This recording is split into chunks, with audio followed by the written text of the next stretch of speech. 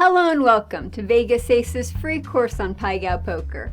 I'm your host, Heather Ferris, and on today's episode, I'm going to teach you all about banking. So you're going to learn how to steal from the poor and give to the rich, how to take risks while using government funds to cushion yourself from failure, and, oh, wait, I got Wall Street banking confused with Pai Gow poker banking.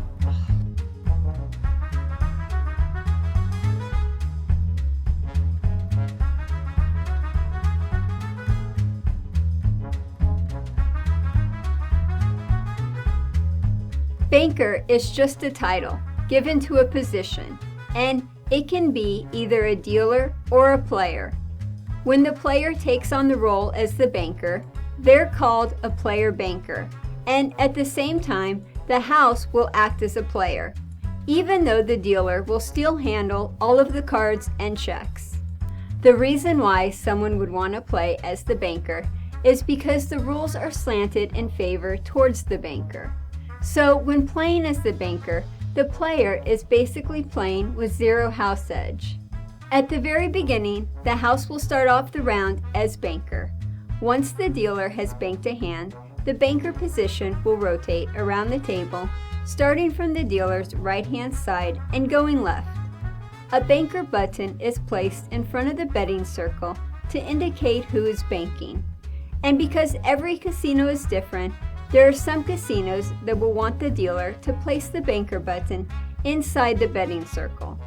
In these cases, the player banker's wager does not have to be inside the betting circle, as long as the player has sufficient funds. Each player has the option to bank a hand or pass up the turn, and players are only allowed to bank one hand per rotation. The banker button will always be in rotation, going back and forth between the players and the dealer. If there are no players who want to bank, then the dealer will automatically be the banker until there is a player who requests to bank. Every casino is different, but in Las Vegas, it's okay for the player to bank if it's only themselves and the dealer at the table.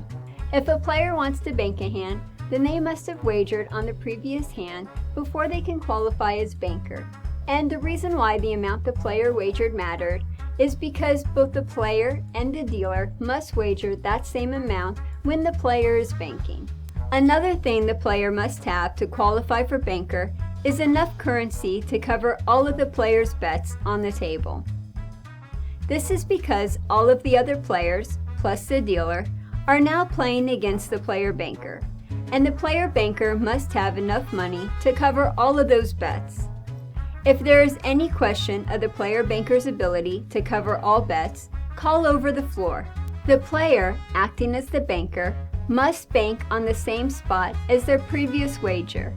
If the player had previously bet on two spots, then the spot with the very last wager played will be both the spot and the wager used for banking.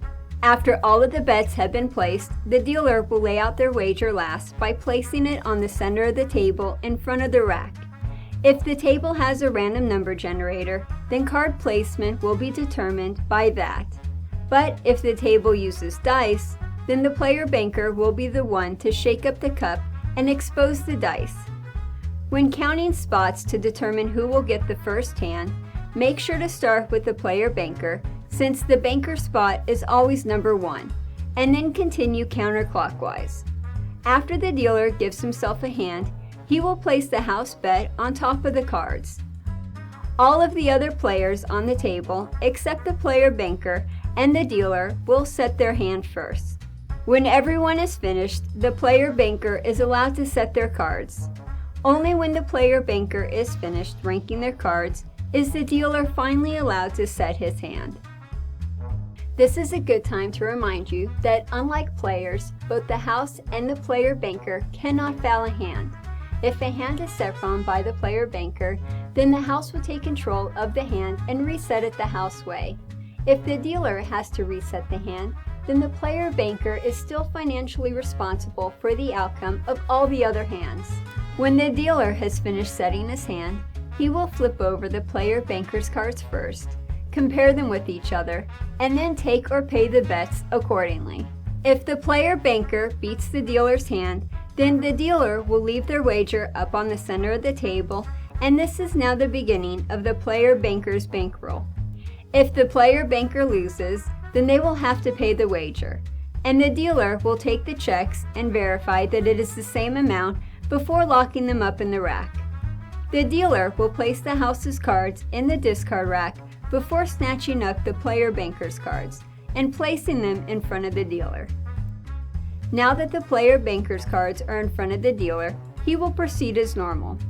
Starting from the right-hand side and going left, the dealer will compare the player banker's cards with the player's cards, and if the hand is a tie, the bet is pushed and no money is exchanged. If the player loses, then the money is taken and placed in the player banker's bankroll, located at the center of the table. If the player wins, then the dealer will pay them from the bankroll minus a 5% commission, going to the house. If there is no money in the bankroll, then the player banker will give the dealer the correct amount of money needed to pay the bet. At the end of the round, the remaining bankroll will be given to the player banker minus a 5% commission on the winnings. Every casino is different, but in some casinos, when the player banks a hand, they will have the option of requesting that the dealer co-bank with them. Co-banking means that the house will bankroll as partner for 50% of the declared player's bet. The player banker's hand will be set the house way by the house dealer, which means that the dealer will not receive a hand. At a number of casinos, the player banker will have the option to ask the dealer to sit out, which means that the house will not place a wager or play a hand. Now, I know what you dealers out there are thinking. This doesn't mean that it's a good time for the dealer to go take a smoke break, a coffee break, or any other kind of break. The dealer is still responsible for staying at the table, dealing the cards, and collecting the 5% commission. At other casinos, the player banker can ask the dealer to bet an amount less than the player banker's previous wager. In any case, the house minimum and maximum will always apply between the player banker and all of the other players. Okay, now it's your turn to interact. Tell me all about your thoughts and experiences in the comments section below. And tell me, what do you like about playing as player banker?